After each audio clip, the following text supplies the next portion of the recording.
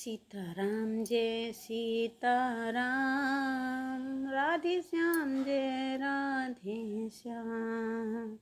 सीताराम जय सीताराम, राधे श्याम जय राधे श्याम। तन पुल क्यों हिय हरस सुनी, बेनि बचन अनुकूल। भरत धन्य कही धन्य सुन, हर्षित बरसहि फूल। सियावर रामचंद्र शंकर हरि ओम।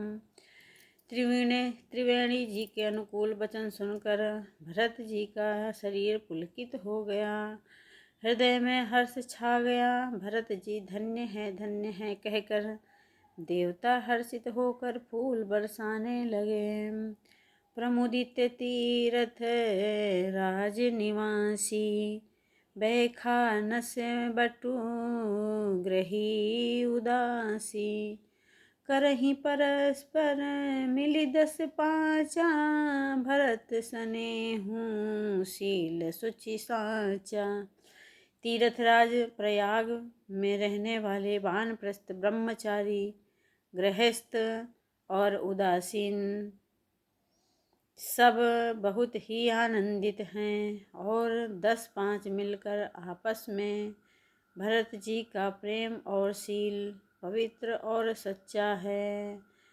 सुनत राम गुण ग्राम सुहाए, भरद्वाज मुनि वर पहियाए। दंड प्रणाम करत मुनि देखे, मूर्तिमंत भाग्य निज लेखे। श्री रामचंद्र जी के सुंदर गुण समूह को सुनते हुए वे मुनि श्रेष्ठ भरद्वाज जी के पास आए। मुनि ने भरत को दंडवत प्रणाम करते देखा और उन्हें अपना मूर्तिमान सौभाग्य समझा।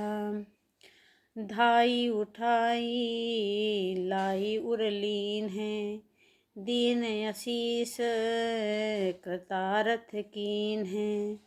आसन दीन नाई सिरु बैठे, चहत सकुच ग्रह जनु भज पैठे। उन्होंने दौड़कर भरत जी को उठाकर हृदय से लगा लिया और आशीर्वाद देकर कृतार्थ किया। मुनि ने उन्हें आसन दिया और फिर सिर नवाकर वे इस तरह बैठे मानो जैसे संकोच के घर में घुस जाना चाहते हैं। मुनि पूछब कछु यह बड़ सोचू, बोले ऋषि लखी शील संकोचू। सुनहु भरत हम सब सुधि पाई, विधि कर तब पर किछु न बसाई। उनके मन में यह बड़ा सोच है कि अब मुनि कुछ पूछेंगे तो मैं क्या उत्तर दूंगा। भरत जी के शील और संकोच को देखकर ऋषि बोले, भरत सुनो, हमको सब खबर मिल चुकी है। विधाता के कर्तव्य पर कुछ वश नहीं चलता।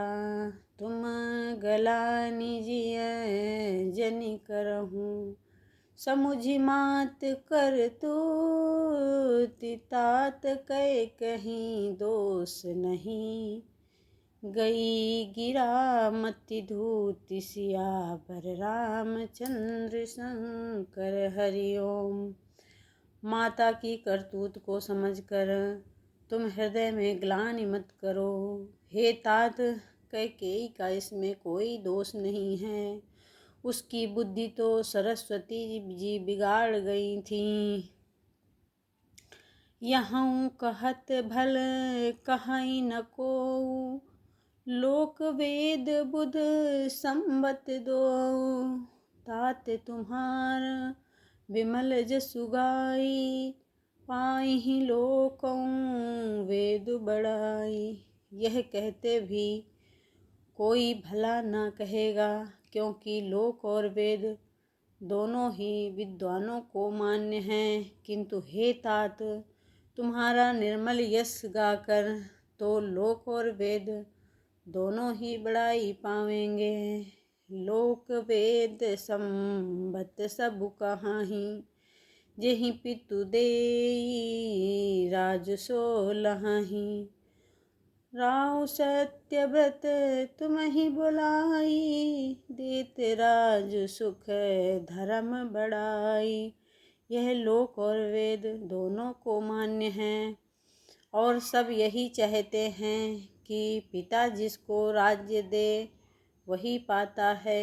राजा सत्यव्रती थे, तुमको बुलाकर राज्य देते तो सुख मिलता, धर्म रहता और बड़ाई होती। राम गमनु बन अनरथ मूला, जो सुनि सकल विश्व भई सूला। स्वभावी बस रानी अयानी, करी कुचाल यंतहु पछितानी। सारे अनर्थ की जड़ तो श्री रामचंद्र जी का वनगमन है, जिसे सुनकर समस्त संसार को पीड़ा हुई। यह श्री रामचंद्र जी का वनगमन भी भावी बस हुआ। बेसमझ रानी तो भावी बस कुचाल करके अंत में पछताई। तुमहु तुम्हार तहु तुम्हार, अलप अपराधु।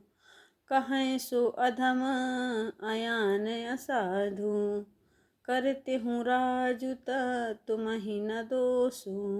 राम ही होत सुनत संतोषु।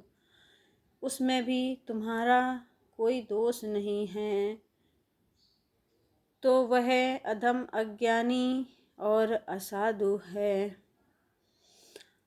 अगर तुमको कोई जरा सा भी दोष दे तो वह अज्ञानी ही है। यदि तुम राज्य करते तो भी तुम्हें दोष न होता। सुनकर श्री रामचंद्र जी को भी संतोष ही होता। अब अति कीन्ह्यु भरत भल, तुम ही उचित मत हूँ। सकल सुमंगल मूल जग, रघुबर चरण सनेहु। सियावर रामचंद्र शंकर हरि ओम। हे भरत, अब तो तुमने बहुत ही अच्छा किया। यही मत तुम्हारे लिए उचित था। श्री रामचंद्र जी के चरणों में प्रेम होना ही संसार में समस्त सुंदर मंगलों का मूल्य है। सियावर रामचंद्र की जय।